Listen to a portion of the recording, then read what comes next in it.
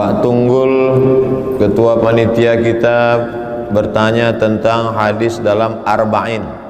Arba' artinya 4, Arba'in artinya 40. Ada 40 hadis yang disusun oleh Imam Nawawi. Nanti Bapak Ibu bisa download di internet Arba'in Nawawi. Pelajaran yang paling pertama kalau mengkaji hadis, Arba'in Nawawi. Di situ ada satu hadis diriwayatkan dari sahabat Nabi namanya Abdullah bin Abbas. Pesan Nabi kepada Abdullah bin Abbas, ihfazillaha yahfazka. Jagalah Allah, Allah akan menjagamu. Maksudnya di situ, jagalah hukum-hukum Allah, jagalah perintah-perintah Allah, maka Allah akan menjagamu. Wah, saya nggak mau Pak Ustadz, teman saya menjaga hukum-hukum Allah hidupnya susah. Teman saya yang satu lagi nggak menjaga hukum Allah hidupnya kaya raya, bergelimang harta. Maka sesungguhnya yang dimaksud menurut pandangan Allah. Untuk apa dia banyak tapi tidak ada berkah. Yang kita mau adalah banyak dan berkah. Andai pun tidak banyak, sedikit tapi barokah. Berapa banyak orang mewariskan banyak sekali tapi justru anak cucunya berdarah-darah, bersimbah darah, bertumpah darah, putus silaturahim dan seterusnya. Jadi jagalah hukum-hukum Allah, maka Allah akan menjagamu.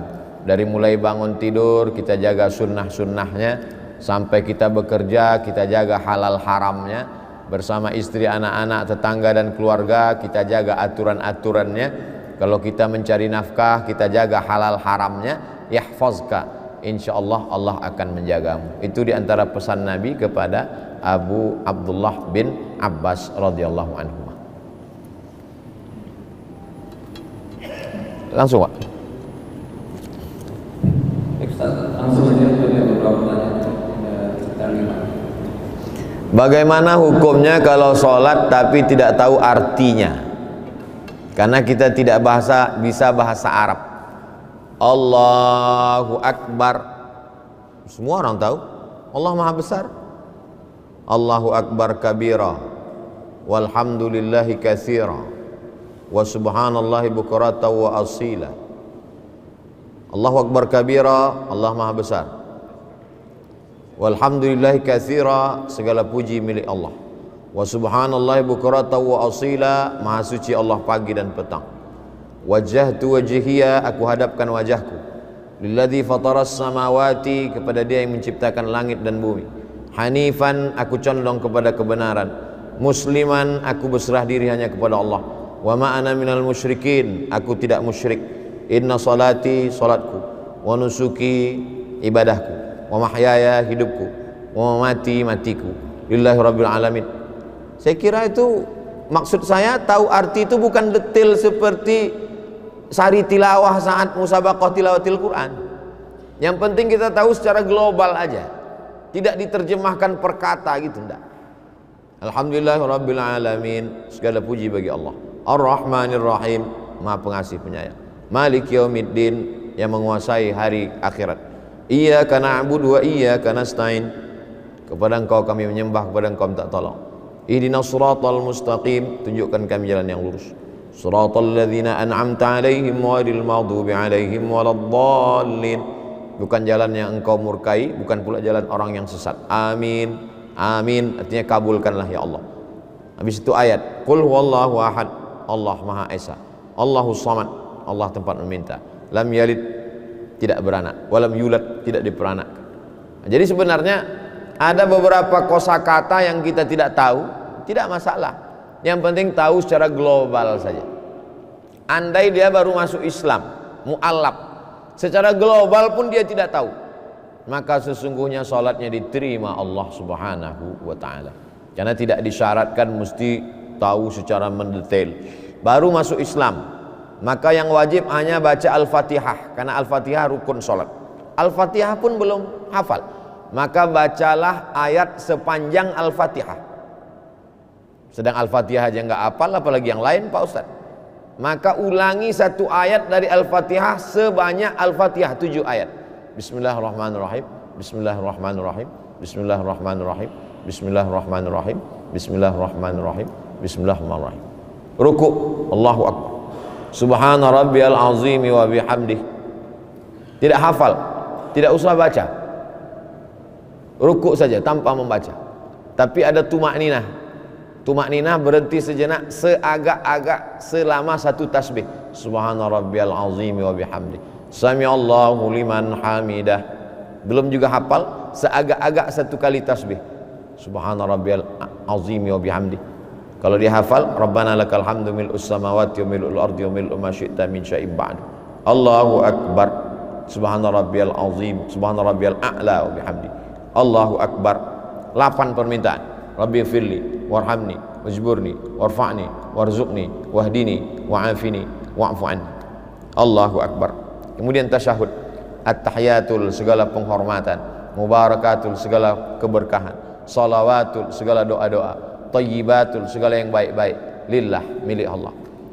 Assalamu alayka ayuhan nabi wa rahmatullahi wabarakatuh. Salam untuk Nabi. Wassalamu alayna wa ala ibadillahi salihin. Salam untuk kita semua, orang-orang saleh. Asyhadu an la ilaha illallah, asyhadu anna Muhammadar Rasulullah. Allahumma salli ala sayyidina Muhammad wa ala ali sayyidina Muhammad kama sallaita ala sayyidina Ibrahim wa ala ali sayyidina Ibrahim. Allahumma barik ala sayyidina Muhammad wa ala ali sayyidina Muhammad kama barakta ala sayyidina Ibrahim wa ala ali sayyidina Ibrahim fil alamin innaka Hamidum Majid. Titik. Kalau sanggup baca terus, tambah lagi. Allahumma firli ma qaddamtu wa ma akhartu wa ma asrartu wa ma a'lantu wa ma asraftu wa ma anta alamu bihi minni antal muqaddimu wa antal muakhiru la ilaha illa anta subhanaka inni kuntu minaz zalimin. Tidak dihafal per kata, tahu secara global. Yang masih bisa membaca masih sempat baca, tapi rata-rata kita secara umum, secara global kita faham bacaan salat itu insyaallah 75% kita paham. Apalagi yang ayatnya kulhu, qul bil falaq, qul bin nas sama kuliah, hafal insyaallah.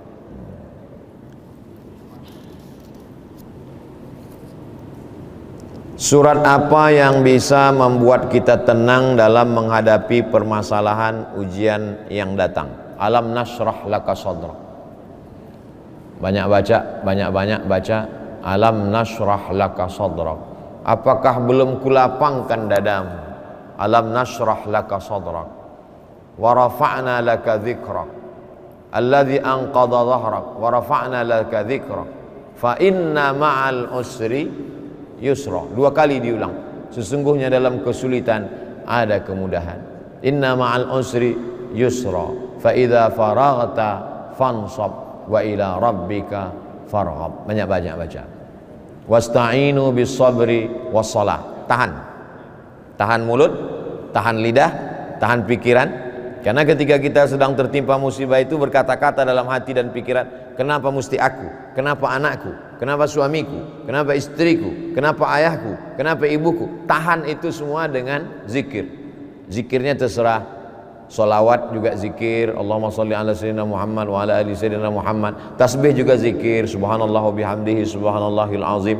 La ilaha illallah juga zikir. Afdalu zikri fa'alam annahu la ilaha illallah. Baca Quran juga zikir. Alam nashrah laka sadrak wa wada'na anka wizrak. Alam nashrah laka sadrak, apakah belum kami lapangkan dadamu, hatimu? Wa wada'na anka wizrak, kami angkat beban. Alladzi anqadha dhahrak, yang membebani pundakmu. Wa rafa'na laka dzikrak, kami angkat namamu. Fa inna ma'al usri yusra. Inna ma'al usri yusra. Fa idza faragta fansab wa ila rabbika farghab. Yang paling bagus lagi, ambil air wudu, salat sunat. Allahu akbar. Allahu akbar kabira. Yang kuterima ini kecil, engkau lebih besar ya Allah. Wa subhanallah walhamdulillahi katsira. Aku tak layak dipuja-puji, engkau yang dipuji. Wa subhanallahi bukratan wa asila. Aku kotor, yang suci itu engkau ya Allah.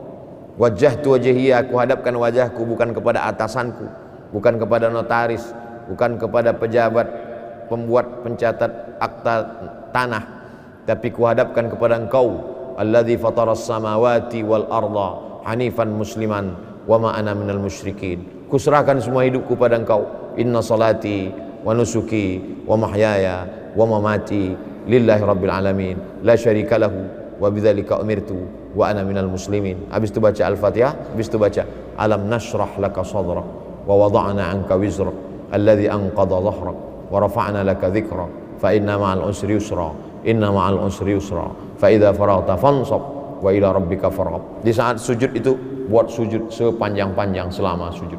Nabi pernah sholat, sujudnya sepanjang ayatnya.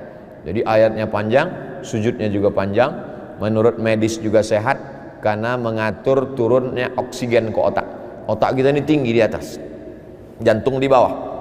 Jadi ketika orang kolesterol darahnya beku karena banyak darah dan banyak gula menggumpal dengan lemak di darah, kurang oksigen naik ke atas, itu juga bisa membuat sesak dan lain sebagainya, stroke ringan.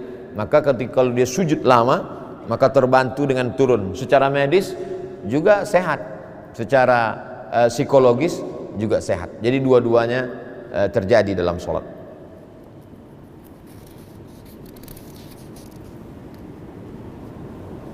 Bagaimana jika suami istri tidak pernah sholat? Itu maka dia berjodoh, sama-sama tak sholat. Sementara sudah ada anak, apakah perlu dia pisah? Oh tidak. Jadi dalam Islam prosesnya itu panjang sekali. Jadi mungkin dulu karena sama-sama tidak sholat lalu menikah, sekarang punya anak, sekarang suaminya ikut ngaji lalu sholat, atau istrinya ikut ngaji suaminya enggak sholat, atau sebaliknya. Bagaimana sikap kalau istrinya sholat suaminya belum sholat? Maka ibu punya wali. Wali ibu itu adalah ayah, kemudian kakek, kemudian abang kandung laki-laki, kemudian adik kandung laki-laki, kemudian paman, abang ayah laki-laki, dan adik ayah laki-laki.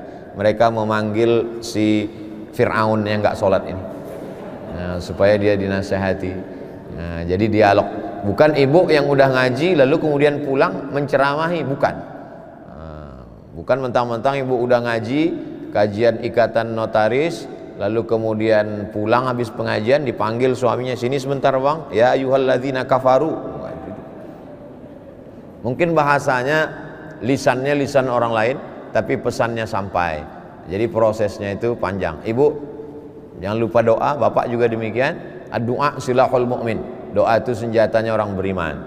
Potong-potongan video Ustadz Somad, Ustadz Adi Hidayat, Gim, para asatis kiai-kiai kita kirimkan tentang tidak sholat.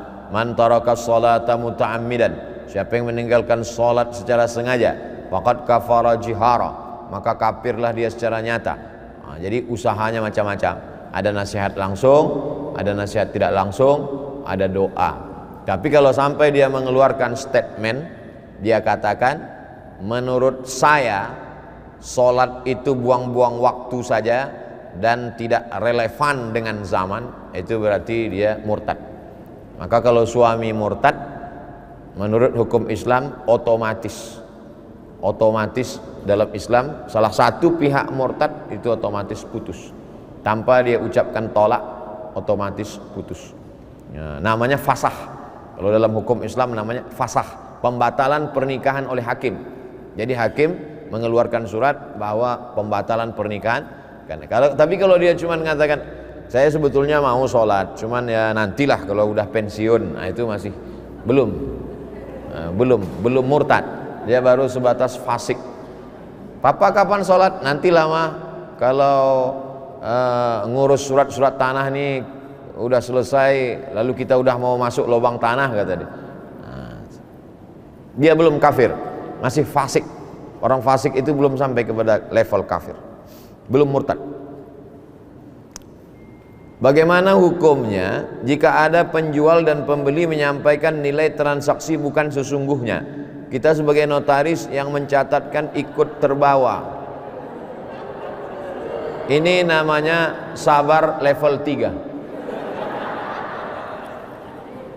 Kalau tidak ada job, tak ada orang yang jual tanah bulan itu sabar level 1. Sabar paling rendah itu. Sabar karena tak ada duit, sabar karena sabar. Lalu kemudian dapat uang banyak, lalu uangnya itu diserahkan ke panti jompo, anak yatim, fakir miskin. Itu sabar level 2. Sabar yang paling tinggi adalah ada kesempatan untuk curang, tapi kemudian dia katakan, maaf pak, saya tidak bisa. Itu sabar level 3, sabar paling tinggi. Dan ini bukan pilihan. Jadi jangan nanti kalau gitu saya sabar level 1 aja lah Pak Ustaz. Nggak bisa. Yang pilihan itu PPKM. Kalau ini nggak bisa pilihan. Harus betul-betul kita berusaha. Mudah-mudahan kita bisa selamat dari yang haram-haram ini insyaallah.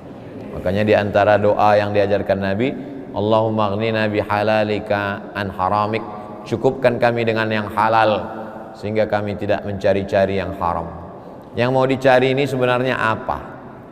Rumah kita ada, kendaraan kita ada. Yang mau kita cari itu sebenarnya rumah untuk anak kita dan kendaraan untuk anak kita, sekolah anak kita, yang sebetulnya rezeki mereka sudah dijamin Allah sebelum ruhnya ditiupkan ke istri kita. Jadi betapa jahilnya kita bingung mencarikan rumah dia, rezeki dia, padahal sudah dijamin Allah sebelum ruh ditiupkan ke istri kita, dan kita jaminkan dia dengan rezeki yang haram. Na'udzubillah. Kulu, makanlah min thayyibat, yang halal-halal. Wa anfiqu, bersedekahlah min thayyibat, yang halal-halal. Adapun yang haram-haram hanya akan menutup pintu hati, hanya akan membuat otak keras tak menerima kebaikan, hanya membuat kita semakin jauh dari Allah Subhanahu wa ta'ala. Mudah-mudahan Allah jaga kita dari yang haram ini, karena sabarnya juga tingkat tinggi. Dan biasanya, ini biasanya orang yang semakin ngaji, jadi kalau ngajinya sekedar judul pengajian kita adalah sabar, itu biasanya ujiannya datang sabar level 1. Tapi kalau sudah setinggi ini biasanya langsung cash and carry, ini ujiannya datang. Ini dalam 2-3 hari ini Ibu Bapak siap-siap aja, yang seperti pertanyaannya akan muncul. Pak Ustadz, masih jadi perdebatan di antara kami sebagai notaris perihal apakah kami dalam menjalankan jabatan selaku notaris yang membuat perjanjian kredit dengan bank umum termasuk sebagai pihak yang melanggar syariat Islam perihal riba. La'anallahu akilar riba, Allah melaknat orang yang makan riba. Wa mukilahu, orang yang dikasih makan riba. Wa syahidaihi, orang yang jadi saksi, 2 orang. Wa katibahu, dan penulisnya. Orang-orang yang selesai dari pendidikan hukum mendapat lisensi dari negara dalam hal pencatatan, penyaksian, dokumen. Jadi hadis ini khusus untuk hadis notaris nampaknya. Akilahu, yang memakannya, ya saya tak ada makan Pak Ustaz. Wa mukilahu, dikasih makan, atau makna lain mukilahu, mewakilkan transaksi. Wa katibahu, pencatatnya. Wa syahidaihi, 2 orang yang jadi saksinya. Jadi ujian hidup ini macam-macam. Ujian orang rakyat jelata, ujiannya susah, nggak makan. Ujian orang yang berpendidikan, pendidikan hukum, lulus, dapat lisensi dari negara, justru ujiannya justru memilah-milih makanan antara yang halal dan yang haram. Jadi semakin tinggi pohon kayu, ujiannya juga tinggi. Pilihan kita ini 2, menjadi rumput diinjak-injak atau menjadi pohon yang tinggi, anginnya kencang. Nah, jadi terkait dengan riba ini memang tak ada ampun. Ustadz sendiri kemarin kami tonton di TV ceramah di bank konvensional. Dari awal pulang dulu kuliah tahun 2009, 2008 pulang sampai 2009 sampai 2021. Kalau saya ceramah di bank konvensional, airnya tak saya minum karena airnya riba. Minum Pak Ustadz? Enggak. Kalau dikasih kue kotak, kuenya saya bawa pulang. Sampai di lampu merah saya kasih ke tukang jual koran. Kalau dikasih duit Pak Ustadz, saya lihat. Kalau kecil kalau kecil tak saya ambil. Dikasih duit dari mulai kecil sampai besar sampai banyak, duitnya itu saya serahkan ke panti asuhan, ke anak yatim, ke masjid sampai sekarang. Ya, jadi kalau saya diundang ke bank konvensional, saya tetap datang. Dan judulnya saya kasih hukum makan riba haram. Makanya sampai sekarang berkurang undangan. Bank-bank konvensional kalau ngundang tetap saya datang. Nggak pernah saya bilang, haram saya nggak datang. Enggak. Kalau kita bilang haram nggak datang, gimana kita mau menjelaskan? Nah, saya tetap datang, saya ceramah. Ya itu. Nah, jangan nanti dikatakan apa tuh Ustaz Somad ceramah di tempat kami dia bilang haram, pas diundang dia mau ceramah. Memang betul, karena niat saya mau menjelaskan itu. Alhamdulillah sampai sekarang udah berkurang, paling setahun 2 kali. Kalau dulu tiap bulan. Nah, udah menjelaskan itu. Nah, ini jadi kita jaga jangan sampai kena riba. Tapi kalau bank syariah tak masalah. Bank syariah itu halal. Karena akadnya mudharabah bagi hasil, murabahah, akadnya kafalah. Jadi pokoknya Bapak Ibu tidak usah tanya-tanya ini gimana proses, asal kata dia bank syariah, udah. Nggak usah perlu tahu detailnya, nggak usah. Yang penting asal bank syariah, ada di situ Dewan Syariah, Dewan Pengawas Syariah, ada fatwa dari DSN, Dewan Syariah Nasional, udah. Adapun masalah hukum jelimetnya ribet itu, susah itu berat, biar aku aja. Wallahu a'lam. Ya.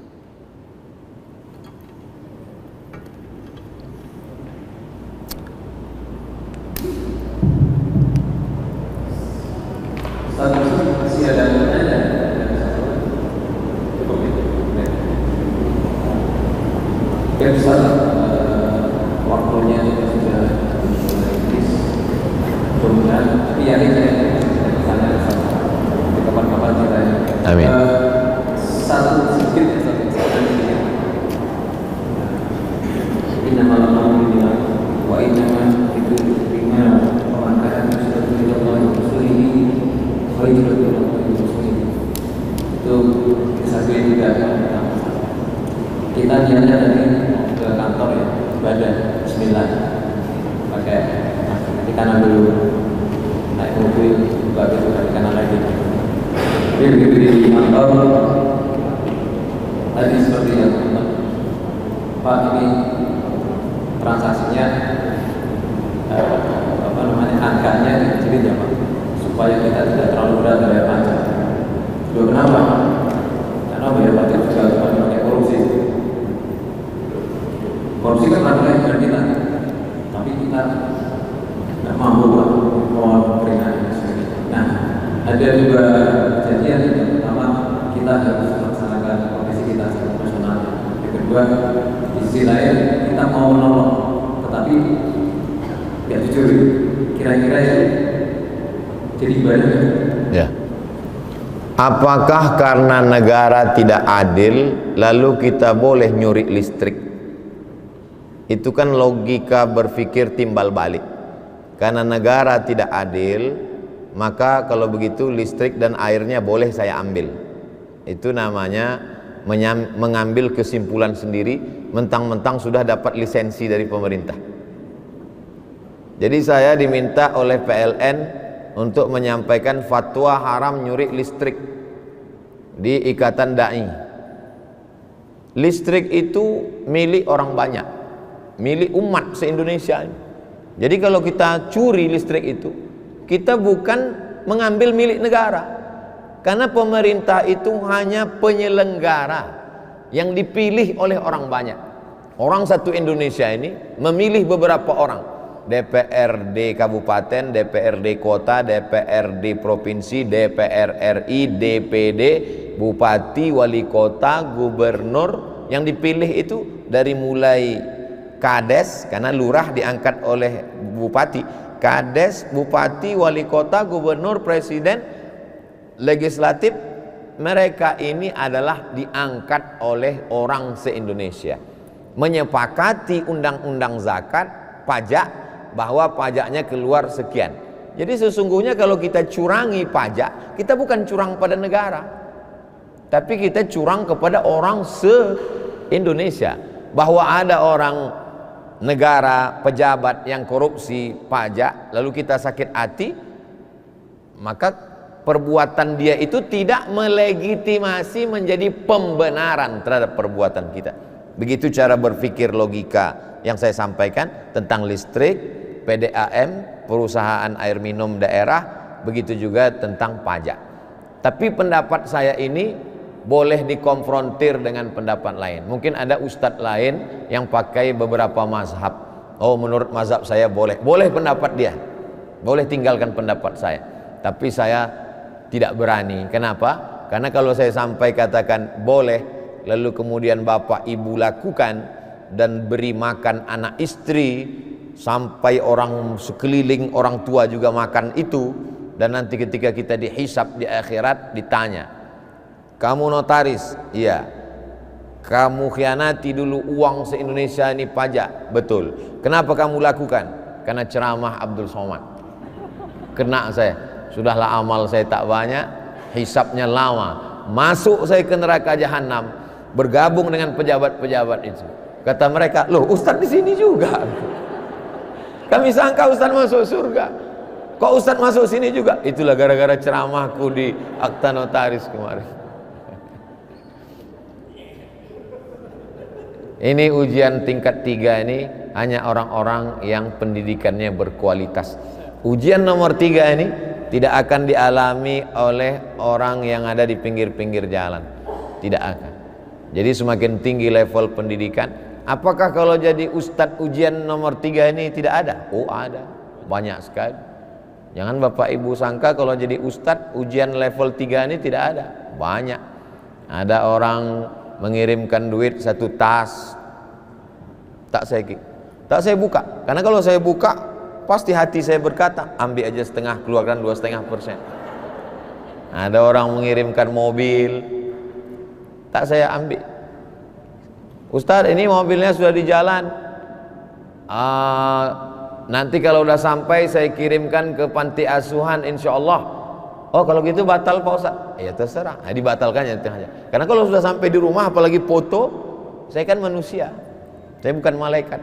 Nah jadi angin kencang itu saya mau sampaikan bukan ke bapak ibu saja, saya pun juga mengalami ujian yang di level 3. Hanya saja mungkin bapak ibu tiap hari, saya sekali-sekali.